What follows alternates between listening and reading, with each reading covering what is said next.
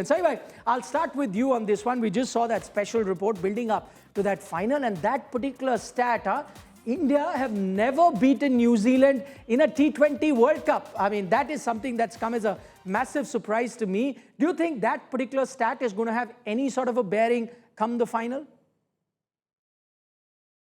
I don't think so. I don't think so because if that stat was there in this particular tournament itself, that they played against each other, and if India had lost, then it might have had a bit of a bearing. But they haven't played against each other in this tournament. And in the T20 series, just prior to this tournament, India had easy victories over New Zealand. Sure, at that stage, Pinnalan and Tim Seifert were not really part of the New Zealand team. I think they played only in the last game. And those who have made a huge difference to their batting strength, no question about it. But still, I don't think what is the previous record of New Zealand never having lost to India in a T20 World Cup game. I don't think it's going to have any effect on the Indian psyche for sure. No effect, Mr. Gavaskar feels, on the Indian psyche. Maninder, to you, what is it with New Zealand? I know they always go into any particular tournament as the underdogs, as they will be for this final, but come ICC tournaments, they're always greater than the sum of their parts, this team. I think the best thing for New Zealand is basically they don't have any kind of pressure like the Indian boys. They have a lot of pressure because everybody in India, the cricket lovers, are all the time expecting them to win every game that they go and play. That pressure the New Zealand team doesn't have. So probably they go and enjoy themselves more. But I think sometimes when you have that kind of a pressure, that helps as well. And I think that has helped the Indian boys a number of times. And you were asking Sunny Bhai about is it going to have any bearing that India has never beaten New Zealand in World Cup T20. I think there's always a first time. I have a very strong feeling that India is going to do it, because it's never happened that a team has won it twice in a row. That's going to happen for the first time. There's a lot of things that are going to happen for the first time, and that is why I'm pretty confident with this Indian team that they're going to beat the New Zealand side. By taking a cue from what Maninder said here in the studio, there are two ways of looking at this encounter from the Indian perspective. One is home advantage because you're playing at home, biggest crowd that you'll see in any game, all behind you. The other way of looking at it is that it brings with it a lot of pressure. So home advantage or home pressure in India, what do you think will play a decisive role in this final?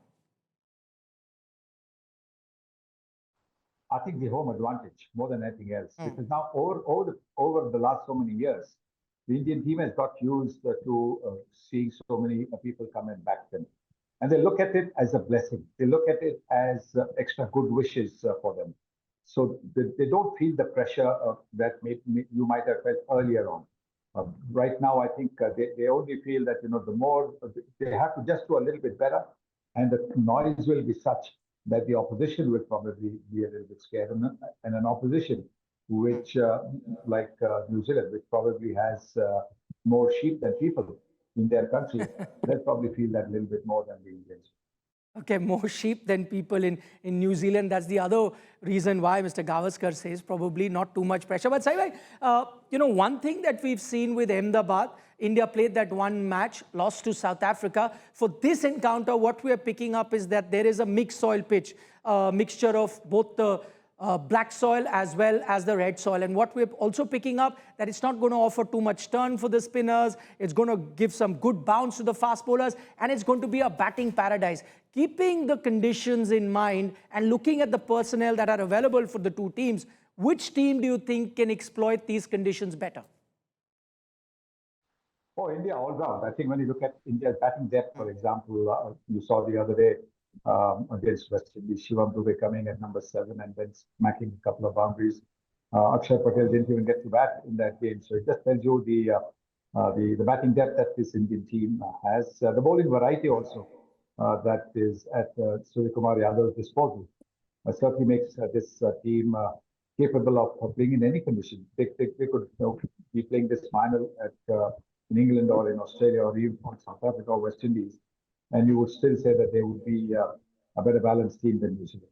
New Zealand's fourth and fifth bowling option, I think they are really weak points. You have Rocky Ferguson, Matt Henry, and Mitch Santner, who are absolutely top class. Sachin Ravindra has bowled the odd good spell. Their fifth and sixth bowler. Yes, the off spinner comes into bowl at the start bowl and against South Africa. He got a couple of wickets, a couple of left-handers in the 1 over that he bowled. But still, I do believe that the Indian team is definitely better balanced. I'll talk about that pitch. My memories of the Ahmedabad ground are not great memories. 19th of November, we all remember what happened in that final. India came up with a dry black soil pitch. It backfired. Versus South Africa, we saw a similar sort of a pitch. Are you, in that sense, happy that they've gone for a pitch that will be conducive to stroke making? Because come man-to-man comparisons, India would be better suited to be playing on a pitch that's a high-scoring pitch rather than a pitch that offers a lot of turn? I think I agree with you there completely because, the Indian batters, if you see the Indian batters, you've got so many of them. You've got about 6 of them who can win you games single-handedly. So why not prepare something which is going to suit your setup?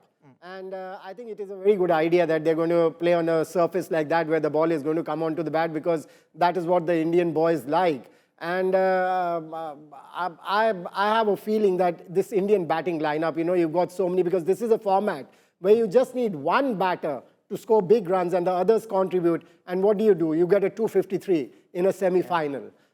Because the bowling has been a little thin for the Indians, so that the batters are compensating for it. And I think it's a great idea to have to play the final on a surface which is going to be good for the batting because the Indian batters, they're really thriving and they thrive in conditions like that. So I think it's a very good idea. And actually the last 2 games, virtual quarterfinal that India played in Kolkata, then the semi-final in Mumbai, you got some good pitches and see what the Indian team did to the opposition. So probably best way for India to be winning that final, have a good pitch. That's the most likely sort of a scenario that we're seeing in Ahmedabad at the moment. So, for New Zealand as well, if we have a good pitch, many believe that the game is to be won or lost depending on how the New Zealand openers perform. Tim Seifert, Finn Allen, both of them in great form. What is that one tactical move that you would want to see from India to negate that threat? Would you want Jasprit Bumrah to be given couple overs in the power play? Sometimes he doesn't even bowl in the first four overs. Maybe get a left-arm spinner because they're susceptible to left-arm spin. Sometimes India has got 2 in Abhishek as well as Akshar Patel. One tactical move, according to you? I've been saying Jasprit Bumrah for the first 2 overs in the power play for a long, long time. The Indian team has not gone with it, and they have had to then against the West Indies also chase about almost 200, 195. And against England, the England team came pretty close. He's the best bowler. And if your threat is the 2 opening batters, you want to give him the ball straight away before they are set. If he comes in to bowl the 5th over, you're talking about 24 deliveries already being bowled. And out of those 24 deliveries, it could be 10 and 10 each or 10, 12, whatever it is. So the batters have got a bit of a feel of the surface. They know what the pitch is doing and if the ball is moving around. So it just nullifies to a little extent Jasprit Bumrah's pitch. So give him the new ball, let him get these 2 wickets. He gets these 2 wickets, then New Zealand will struggle to get to a dangerous total. One interesting point that he says, I'd love to have Jasprit Bumrah bowl 2 in the power play. What about you? Left-arm spinners have also done well against 2 right-arm. And who better to talk about left-arm spin than you? Yeah, but this surface is not going to turn that much. And when the ball is new, it's very difficult for the spinners to turn. And these days, we don't see the spinners turning the ball too much. So I would really go with Jasprit Bumrah because he's somebody who you can rely on. He'll get you wickets. And like Sunny said, you get these openers out. There's a lot of pressure on the New Zealand batting lineup, even though, they've got those match winners in the side, in the middle order as well. But if you have these 2, even if you get one of them, there'll be a lot of pressure on the New Zealand batters who would be coming into bat after that. But if Jasprit Bumrah doesn't get wickets, he'll make sure that they don't get too many runs so that when the other bowlers come to bowl, there's going to be a lot of pressure on these batters to score runs quickly because they would also know that this is a fabulous surface to score runs on. If they bat first, they would know that they need to get around 220. And if they don't get to that total, the Indian batting lineup can get that total. So I think Jasprit Bumrah, yes, even if he doesn't get you wickets, He won't give too many runs away. That will put a lot of pressure 2 on him. overs, you also believe in the power play for him? Try one first. Okay. And then you can go to plan B, C, D, whatever. Yeah. But that's the problem with Jasprit Bumrah. You want him to bowl throughout, the 20 overs. You want him to bowl in the middle as well. Want to keep 2 overs in the death, but then there is only one Jasprit Bumrah. You'll have to find a way. But I think it's a valid point. If not 2, at least start with 1. Let's see what happens. Maybe, if need be, you go with 2 as well. Mr. Gavaskar is still with us. Saibhai, the million-dollar question now in terms of India's playing 11, what do you do? I think there are question marks over 2 players. Abhishek Sharma not been his usual self. And the other, of course, alongside Abhishek has been Varun Chakaravarthy, a bit off in the last few games. What is it that you think Indian team should do come the final day? Make changes or stick with the 11? It's a tough call. It's a very tough call. He's the #1 batter in the ICC T20 rankings. But he hasn't learned anything from his dismissals. So that is not such a good sign. He keeps on getting in that same region where his arms are cramped for room. Anything on the offside, because he gets a free swing of the arms, he's hitting for boundaries and hitting for sixes. So what they're doing, and what the off-spinner did so well the other day against South Africa, getting Rickleton and Quinton de Kock out in the same over, was he crammed both of them for room, and I think that is what they will look to do: go around the wicket, angle the ball into him, and because he looks to hit every ball for a 6, which does not happen. Even in gully cricket, it does not happen. Even in club cricket, it does not happen that you can do it. I mean, only a Yuvraj Singh, a Gary Sobel, Ravi Shastri, one time can do it. They haven't done it repeatedly. So my concern is that he hasn't learned, or he's either unprepared to change or unable to change. Whatever it is, I would like to see Ishan Kishan open the batting with Samson and Rinku Singh come in. Rinku Singh's got, I think, some body ink which says God's plan. And we saw last year as well. He came in for 1 ball in the Asia Cup final, hit it over mid-on for the winning boundary. That was God's plan. So who knows? God's plan, could work in terms of Rinku Singh as well. And the other change would be bring Kuldeep Yadav in for Varun Chakaravarthy. Chakaravarthy's confidence is totally shattered. He's become a medium-paced bowler now. He's not become a spinner. I was reading somewhere that he was practicing the overspin or something. Now, overspin actually in a T20 format actually helps the good batters, because they'll be able to get under the ball and lift it. So since the Super 8, when he was bowling to top quality teams and not the emerging teams, he struggled. He's been taken for plenty of runs. So because the Ahmedabad boundaries are huge, Ahmedabad, Narendra Modi Stadium boundaries are long, straight and sideways, I'd take a chance with Kuldeep Yadav. Kuldeep, can get the ball to turn on glass. Wrist spinners can do that. So I would take a chance. These are the 2 changes that I would make. Okay, those are 2 big statements coming out of Mr. Gavaskar. 2 changes he would like to see. One, of course, open with Sanju, Ishan. That means Rinku comes in for Abhishek. The other, bring in a Kuldeep Yadav, who's been sitting on the bench. He played against Pakistan, remember, had a good outing, but those were different conditions. Ahmedabad's going to be different. Maninder, your thoughts on that? I mean, it's never an easy call to take on a big final. Can you make a change ahead of that big final? What is it? I believe this is a topic for both players that will have opinions divided. What's your take on both Abhishek as well as Varun? I don't think they're going to change the team because, as you said, it's the finals. It's not going to be very easy for the captain and the team management to make changes like that. But I agree somewhere with Sunny Bhai that, Ishan Kishan, when he opens, he's been scoring runs. He's got that confidence. So back him. Make him open. Make Abhishek Sharma bat at #3. I wouldn't leave him out of the side because he's somebody who can win you the game on his own. So bat him at #3. As far as Varun Chakaravarthy is concerned, he's been a little jittery, whatever I've watched of him. I think he's got a niggle somewhere down the line, and that is what the team management will have to look into. Kuldeep Yadav is a great choice because, there's not many bowlers of that breed in world cricket, and I don't think the Kiwis would have faced a Kuldeep Yadav kind of a bowler in their career. So it's not a bad idea bringing him in, but that is only if Varun Chakaravarthy has got a niggle.